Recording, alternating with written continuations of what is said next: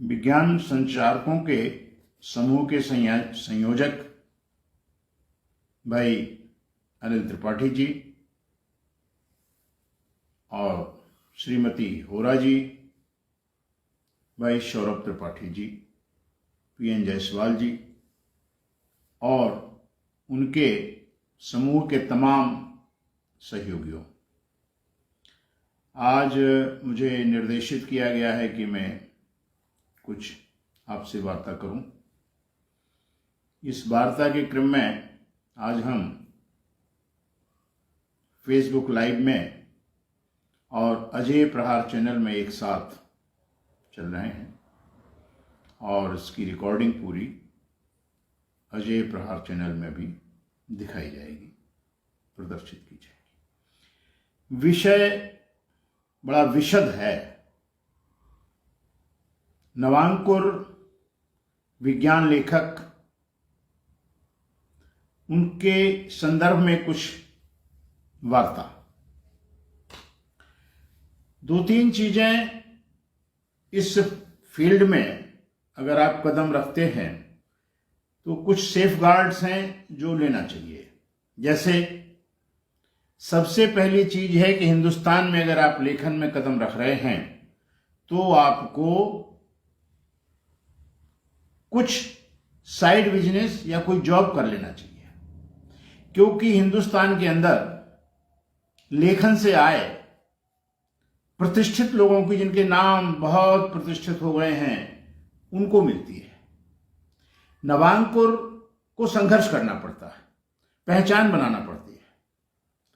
तो ऐसी स्थिति में पहली हमारी सलाह यह है कि अगर आप इसको व्यवसाय के रूप में लेना चाहते हैं तो आपको संघर्ष करना पड़ेगा और उसके लिए आपको अपनी रोजी रोटी की कोई व्यवस्था अन्यत्र से कर लेनी चाहिए, क्योंकि हमारे देश की स्थिति अन्य कई देशों की तुलना में विचित्र है। आप देखिए, हमारे देश में साक्षरता के विषय में आंकड़े बहुत आ गए कि बहुत लोग साक्षर हो गए, बहुत साक्षर हो गए, बड़ा उनका प्रतिशत बढ़ गया। अच्छी बात है, खुशी की बात है। लेकिन जब आप साक्षर की परिभाषा को देखेंगे तो जो केवल हस्ताक्षर कर लेता है, जरूरी नहीं कि जिस पर वो हस्ताक्षर कर रहा है ऊपर का मजमून उसको पढ़ना आता हो, वो हमारे यहां साक्षर है। और ये 135 करोड़ लोगों की आबादी में 12-13% वृद्ध निकल जाते हैं, सीनियर सिटीजन्स, और इधर बचपन निकाल दीजिए आप, 20-25 करोड़ वो निकल जाते हैं।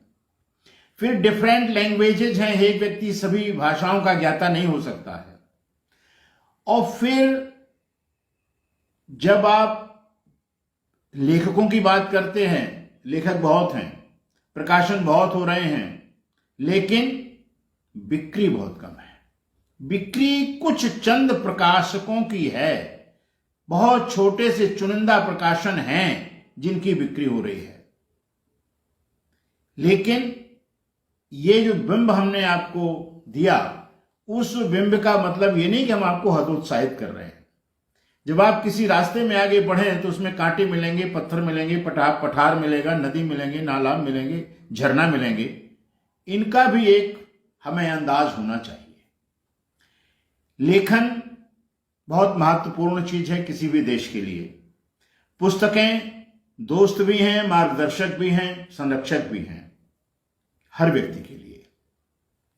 जब से सोशल मीडिया ने पदार्पण कर लिया, तब से कुछ लोगों का कहना यह है कि पाठक घटे हैं। ऐसा मैं मानता नहीं हूं। सोशल मीडिया में व्यूअर्स बढ़े हैं, ये सबको पता है, लेकिन सोशल मीडिया में क्या परोसा जा रहा है ये किसी से छिपा नहीं है। तो ऐसी स्थिति में जब हम नवांकुर विज्ञान लेखकों से बात करते हैं, नवांकुर भी कई प्रकार के होते हैं। एक तो वो जो छात्र जीवन में लेखन को अपना कैरियर बनाना चाहते हैं, एक वो जो लेखन में कैरियर बना चुके हैं लेकिन विज्ञान लेखन में अपना कैरियर ढूंढ रहे हैं, वो भी नवांकुर ही कहलाएंगे विज्ञान लेखन के लिए। तो फिर हम जब साक्षरता की बात कर रहे थे तो एक बिंब और देख लीजिए। हम जब साक्षरता की बात कर रहे थे अपने देश में, बड़ा सेमिनार्स और बहुत खर्च हो रहा था, उस समय पूरी दुनिया विज्ञान साक्षरता की ओर बढ़ रही थी। जब हम विज्ञान साक्षरता की ओर आए तो उनके यहां तकनीकी साक्षरता की ओर उन्होंने कदम बढ़ा दिए। हम तकनीकी साक्षरता की ओर आए, वो कंप्यूटर साक्षरता में चले गए। हम कंप्यूटर साक्षरता में आए तो इस समय वो रोबोट की ओर जा रहे हैं। यानी हम अभी भी काफी पीछे हैं और इस पीछे लगे लगे हमको आगे बढ़ना है, आगे का रास्ता तय करना है। तो तस्वीर बहुत धुंधली है। विज्ञान पत्रिकाएं और हिंदी की तमाम पत्रिकाएं बंद हो रही हैं और लेखन के कैरियर के लिए भी लोग लाइन लगा रहे हैं। इन सबके बीच हमें समन्वय स्थापित करके आगे चलना है, पहली बात तो यह है। और दूसरी बात यह है कि जब आप लेखन में आगे बढ़ना चाहते हैं तो आपके लेखन को क्या होगा, पढ़ेगा कोई ना। तो आप लेखन में आगे तभी बढ़ेंगे जब आप भी पढ़ेंगे। जब आप पढ़ेंगे तब आगे बढ़ेंगे, और जब आप आगे बढ़ेंगे तब रास्ता बनेंगे। और पढ़ेंगे किस लिए? पढ़ने के नजरिए अलग अलग होते हैं। जो नवांकुर विज्ञान लेखक हैं उनको पढ़ना इसलिए है कि वो देखें कि उनको कौन सी शैली पसंद है, वो देखें कि उनको कौन से विषय, विज्ञान में बहुत विषय हैं, और जब हम साइंस जोड़ देते हैं, विज्ञान जोड़ देते हैं, तो हमारा दिमाग एकदम से धरती से उठ करके आसमान में लेकर के वो हार्ड साइंस की ओर चले जाते हैं। हमको लिखना है कि विज्ञान की छोटी छोटी सी तकनीकें सभी की समझ में आ जाएं, उसके फायदे समझ में आ जाएं। हमें लिखना है इसलिए कि आज जो पूरी मानवता कुछ संकटों से जूझ रही है, उन संकटों से जूझने के लिए हमारे अंदर आत्मबल आ जाए। हमें पढ़ना इसलिए है और लिखना इसलिए है कि हम समूची मानवता के प्रहरी बने, उसके संरक्षक बने। ये कुछ चीजें हैं, ये कुछ ध्येय हैं। और दूसरी बात एक जो बहुत बड़ी है, सामान्यतया आज विश्व में नकारात्मकता बहुत बढ़ रही है, सकारात्मकता बहुत पीछे है। तो जो नकारात्मकता बढ़ रही है उसके जो दुष्परिणाम पूरी दुनिया झेल रही है, उसको केवल और केवल सकारात्मक सोच ही आपको रास्ता दे सकता है, आपको संरक्षण कर सकता है आपका। तो ऐसी स्थिति में जो हमारे नवांकुर लेखक बंधु हैं, इसमें प्रयत्नशील हैं, उनको एक यह भी ध्यान देना है कि हमारा जो भी लेखन हो वो लेखन सकारात्मक हो। हम जिस प्रकार से भी लिखें उससे नकारात्मक सोच की दीवारें ढह जाएं, नकारात्मक बादल ध्वस्त हो जाएं, क्योंकि आज पूरी दुनिया नकारात्मकता से भरी पड़ी है और उसी की वजह से आप सभी प्रकार के दुष्परिणाम देश, देहरी, दुनिया सब में दिखने को मिल रहे हैं।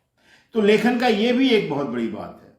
दूसरा, जो काफी बड़े बड़े लेखक हो गए हैं, जब विज्ञान लेखन एक अलग से विधा नहीं थी, तब मुंशी प्रेमचंद ने कहा था कि लेखन सोद्देश्य होना चाहिए। अगर लेखन सोद्देश्य नहीं है तो वो साहित्य निष्प्राण है। तो हमें यह भी ध्यान रखना है कि हम लिख रहे हैं तो किस लिए लिख रहे हैं, क्यों लिख रहे हैं, हम क्या देना चाहते हैं समाज को। समाज इतनी बड़ी इकाई है, इसमें नर हैं, नारी हैं, युवा हैं, वृद्ध हैं, अधेड़ हैं, विद्यार्थी हैं, मजदूर हैं, किसान हैं, कारीगर हैं, स्टूडेंट्स हैं, इंजीनियरिंग के हैं, एमबीबीएस के हैं, आईटीआई के हैं, आईआईटी के हैं, बड़ी विविधता है, सैनिक हैं। तो इन सब में आप किसको क्या देना चाहते हैं, इसको भी आपको पहले तय करना पड़ेगा और उसी हिसाब से फिर आप अपने लेखन को बढ़ाएंगे। हम विज्ञान में लिखने जा रहे हैं तो विज्ञान में अनंत विषय हैं। उन अनंत विषयों में आपकी लेखनी कहां चलेगी, वो कितनी उपयोगी होगी। पहले छोटे छोटे से अखबार निकलते थे और जो लेखक होते थे नवांकुर, ऐसा कोई देश का बड़े से बड़ा लेखक नहीं है जो सबसे पहले किसी छोटे अखबार में न छपा हो। लेकिन आज छोटे अखबार का काल है, छोटे अखबार निकल नहीं पा रहे हैं, उनका आर्थिक संतुलन सही नहीं हो पा रहा, जो निकालते हैं उनका आर्थिक संतुलन बिगड़ जाता है। लेकिन सोशल मीडिया में अब आप हाथ रवा कर सकते हैं, अपना एक छोटा सा ग्रुप बनाएं, अपनी रुचि के लोगों का ग्रुप बनाएं जो एक दूसरे को परामर्श दें, उस परामर्श को आप फॉलो करें, उसके बाद फिर आप लिखें, फिर लिख करके आप और अन्य मीडिया में फेसबुक है, व्हाट्सएप है, फिर इसके बाद आपका इंस्टाग्राम है, टेलीग्राम है, ट्विटर है, इन सब चीजों में फिर आप अपने विचारों को प्रसारित करें। उससे फिर जब आपको लाइक और ये सब मिलेगा तो आपको लगेगा कि आप किस स्थिति में कहां पर पहुंच रहे हैं, क्योंकि अब परिदृश्य बदल गया। पहले छोटे समाचार पत्रों से आप कैरियर शुरू करते थे, अब आपको अपने लेखन को सबसे पहले सोशल मीडिया में परोसना पड़ेगा। ये एक स्थिति बदली है, बदली हुई स्थिति के हिसाब से आपको अपने आप को तैयार करना पड़ेगा।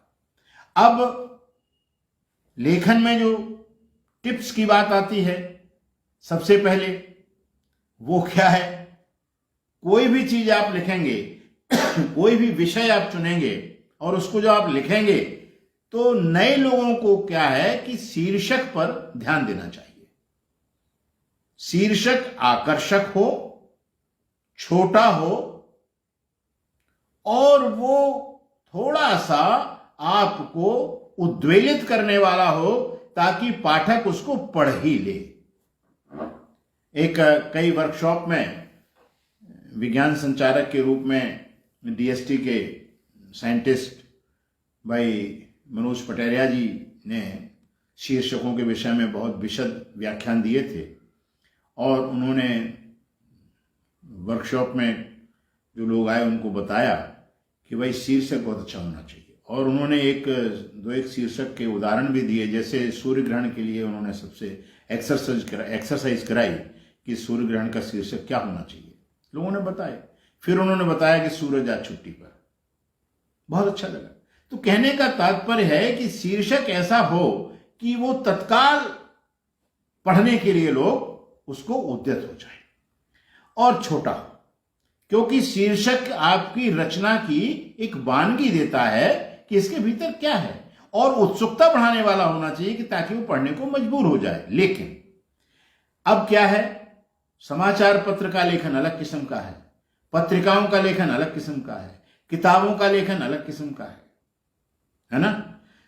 तो सब चीज का अलग अलग आपको आइडिया भी होना चाहिए, और वो आइडिया कब होगा, जब आप किसी पत्रिका में लिखना चाहते हैं उस पत्रिका को पढ़िए, उस पत्रिका का ट्रेंड पढ़िए, उस पत्रिका का जो संपादक मंडल है वो क्या चाहता है, वो किस प्रकार की रचनाएं पसंद कर रहा है, किस प्रकार की रचनाएं छाप रहा है। यही समाचार पत्रों का है कि उनका जो एक पेज होता है जिसमें लिटरेचर रहता है, उस लिटरेचर का भी उनका अलग अलग एक परिवर्तन होता रहता है। वो साइंस की किस प्रकार की रचनाएं छाप रहे हैं। आपके शहर में अगर अखबार निकलते हैं तो आप उनके डेस्क एडिटर से मिल सकते हैं कि भाई हम साइंस राइटर हैं, बताइए हम कैसा आपको लिख के दें, क्योंकि उनको जो आवश्यकता होगी जब वो आप देंगे तो तत्काल वो छपेगा और आपको उसका पारिश्रमिक भी मिल सकता है।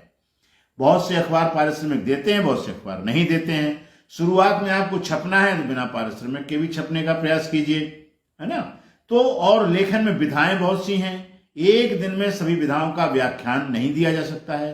कहानी की अलग विधा है, कविता की अलग विधा है, उपन्यास की अलग विधा है, किताब की अलग विधा है, निबंध की अलग विधा है, और रिपोर्टाज की अलग विधा है, और फीचर की अलग विधा है। बहुत सी विधाएं हैं, लघु कथाएं हैं। तो ये तमाम जो विधाएं हैं उन तमाम विधाओं की अलग अलग रुचि, वो हम अलग से बात करेंगे। आज हम केवल आपको मुख्य मुख्य चीजें बताने की कोशिश कर रहे हैं कि आपको अधिक से अधिक जानकारी कम समय में हम दे दें। तो शीर्षक की जब हमने बात की तो ये कोई आवश्यक नहीं कि आपकी रचना में शीर्षक हो, बहुत साफ बात है, लेकिन शीर्षक होना चाहिए। आप शुरू में जो साहित्य का एक क्रम है उसका व्यतिक्रम ना करें, और दूसरी में तो वो जो आप स्थापित हो जाते हैं तो आप देखते हैं बहुत से राइटर्स हैं वो रचना लिख देते हैं और शीर्षक में विस्मयबोधक चिन्ह लगा देते हैं, वो लिख देते हैं शीर्षक में प्रश्नवाचक चिन्ह लगा देते हैं, कुछ लोग लिख देते हैं शीर्ष विहीन रचनाएं। तो ये वो लोग हैं जो स्थापित हो चुके हैं। आपको स्थापित होना है। नवांकुर के माने आपके अंदर अंकुर तो है लिखने का, अब उसको आपको पल्लवित करना है, पुष्पित करना है, सुगंधित करना है, ये आपको करना, वो नवांकुर है कि आपके अंदर हृदय में उद्वेलना है कि हम लिखना चाहते हैं। आप लिख सकते हैं, लेकिन लिखने की दिशाओं में आपको प्रशिक्षण की आवश्यकता है, आपको ज्ञान संवर्धन की आवश्यकता है, आपको दिशा निर्देश की आवश्यकता है। तो शीर्षक में आपको मैंने बता दिया। शीर्षक के बाद फिर आपको चुनना है विषय वस्तु। जैसे विषय वस्तु के 2-3 चीजें हैं। अगर आप तत्काल छपना चाहते हैं तो आप ये देखें कि इस समय कौन सी ऐसी चीज है जिसका हमारा विज्ञान लेखन से संबंध है। मसलन अगर डेंगू का प्रकोप है तो आप डेंगू पर जो भी जानकारियां, जो भी चीजें दे देंगे वो तत्काल छप जाएंगी, हर अखबार छाप देगा, हर मैगजीन छाप देगी, क्योंकि वो डेंगू प्रभावित क्षेत्र आ गया। जैसे भी कोरोना निकल गया, कोरोना पर आपने 2 लाइन भी लिखी है तो लोगों ने ढूंढ ढूंढ के पढ़ा है। तो आप ये देखें कि उस समय जैसे सर्दी आ रही है तो सर्दी में आप किस प्रकार से बचाव करें कि आपको सर्दी का प्रकोप ना हो। गर्मी हो रही है, लपट के थपेड़े आ रहे हैं, आपको बताना है किस प्रकार। ये सब चीज आपको अध्ययन करना पड़ेगी, अध्ययन करके आपको फाइलों में लगाना पड़ेगी, और फिर उन पर आपको एक आर्टिकल्स, कविता, कहानी जो आप बनाना चाहें वो आप उसमें आराम से बना सकते हैं। जैसे फसलों में कुछ फसलें होती हैं, उनका एक चक्र होता है, उनमें बीमारियां आती हैं, तो उनको आप किस प्रकार से ठीक करें, इसके विषय में भी आपको सब सामग्री अपने पास रखना पड़ेगी, आपको पढ़ना पड़ेगा। जब तक आप पढ़ेंगे नहीं, आपका ज्ञान वर्धन नहीं होगा। जब तक ज्ञान वर्धन नहीं होगा तब तक लेखन नहीं होगा। तो ये चीजें, विषय वस्तु आपको चुनना है। और अब आप कहेंगे भाई कोई काल ऐसा है ही नहीं, कुछ हमें समझ में नहीं आ रहा, हम क्या करें, क्या लिखें।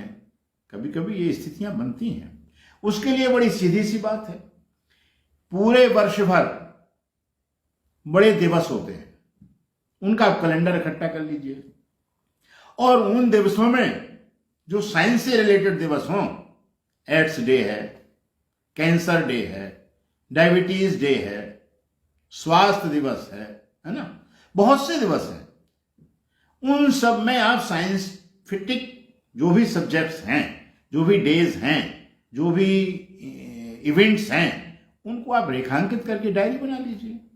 और जो समय आने वाला उसके 1.5 महीने, 2 महीने, 3 महीने पहले तो पत्रिकाएं मांगती हैं, समाचार पत्र भी 10-15 दिन पहले तो मंगा ही लेते हैं, ताकि उनको उनकी मैगजीन्स के अलग अलग पेज अलग अलग बनते हैं, वहां भेज के उसको एडिट करा सकें। तो आप दिवसों पे कर सकते हैं। फिर इतने वैज्ञानिक हो गए हैं, उन वैज्ञानिकों की जयंतियों के दिन होते हैं, कब उनका जन्म हुआ है, उनकी क्या क्या उपलब्धियां हैं, उन्होंने समाज को क्या अनुसंधान दिए हैं, उनसे क्या जीवन शैली हमारी बदली है, उनकी भी आप एक सूचीकरण कर सकते हैं।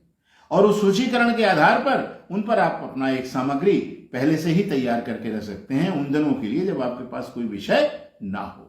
ऐसा तो है नहीं कि विषय नहीं होता, विषय तो होता। 6 ऋतुएं हैं तो 6 विषय तो ये हैं ही हैं। और 6 ऋतुओं में आप कितने दिन उनको चला सकते हैं, ये आपके ज्ञान पर डिपेंड करता है, आपने कितना ज्ञान अर्जित किया है। क्योंकि जो आप अर्जित करेंगे वही तो आप परोसेंगे, आप अर्जित नहीं करेंगे तो क्या परोसेंगे, है ना।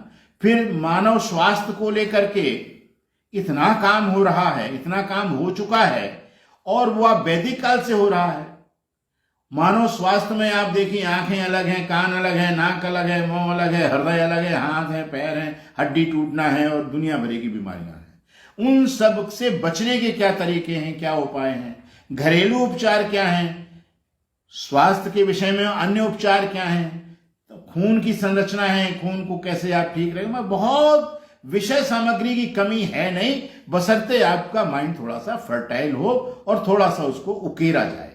ठीक है, तो ये हो गया।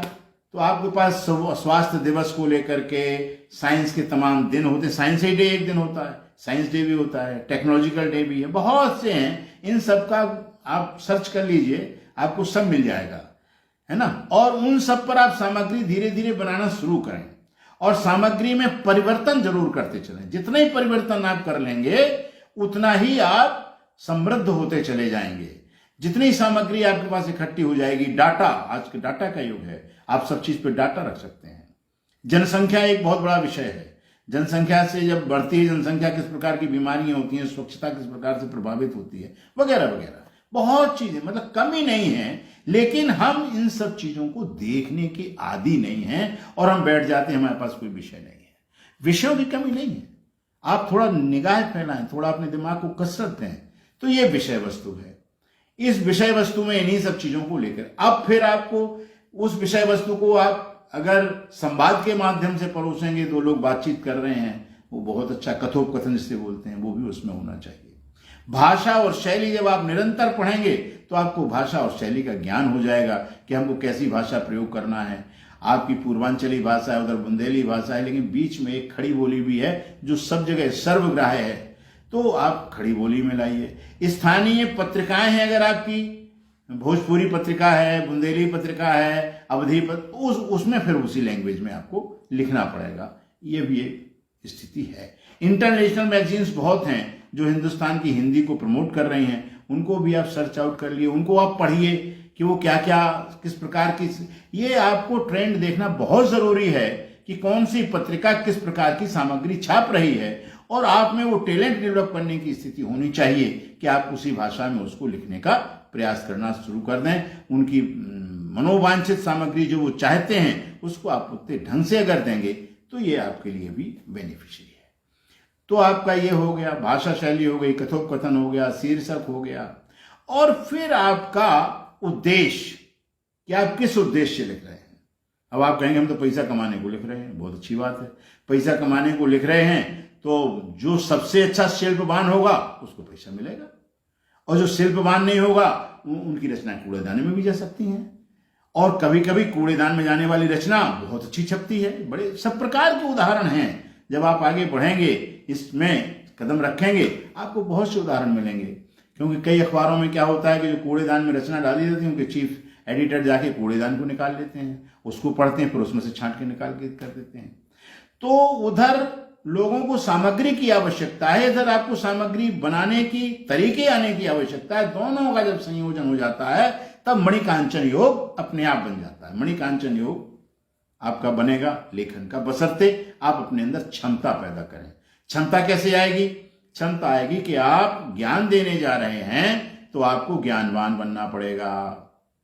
आपको अगर अर्थदान करना है किसी को तो आपको आर्थिक रूप से मजबूत होना पड़ेगा। इसी प्रकार से जब आप ज्ञान देने की बात कर रहे हैं, लेखन की महासमुद्र में उतरने की तैयारी कर रहे हैं, तो आपको अध्ययन बहुत करना पड़ेगा। जब आप बहुत अध्ययन करेंगे तब आपका ज्ञान का पर्दा खुलेगा, और उस अध्ययन के बाद जब आप एकांत में बैठ के मनन करेंगे, चिंतन करेंगे, उसके बाद जब आप लेखन करेंगे तो लेखन देश को, दुनिया को, जैसा आपका सोच होगा उतनी दूर तक कल्याण करेगा, और आपका कल्याण तो करेगा। लेखन में आपका नाम भी होगा, आपका यश भी होगा, आपका दाम भी होगा, सब होगा, बशर्ते आप उसमें सिद्ध हस्तता हासिल कर लें।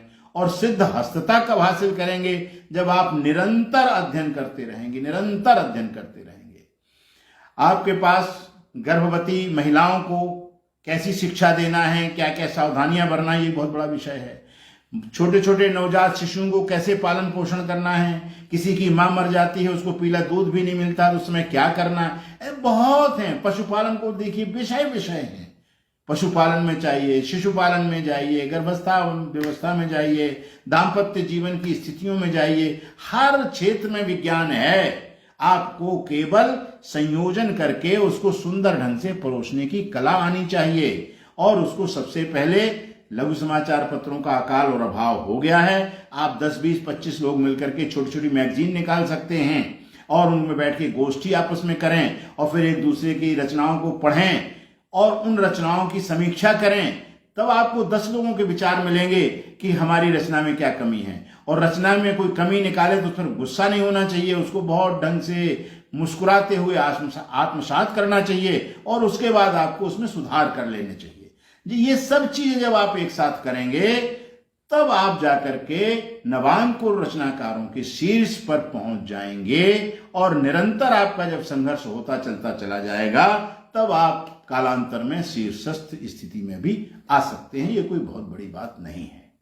और फिर आप पढ़ लिख रहे हैं, लेखन में जा रहे हैं, अच्छी बात है, आपको जॉब मिल गया और आपका लेखन अगर अच्छा है तो आपका बॉस भी आपसे कुछ ना कुछ काम चाहेगा, भैया ये कर दो, भैया वो कर दो, तो आप हमेशा शीर्षस्थ बॉस के डायरेक्ट कांटेक्ट में रहेंगे। ये भी एक बहुत बड़ी बात है।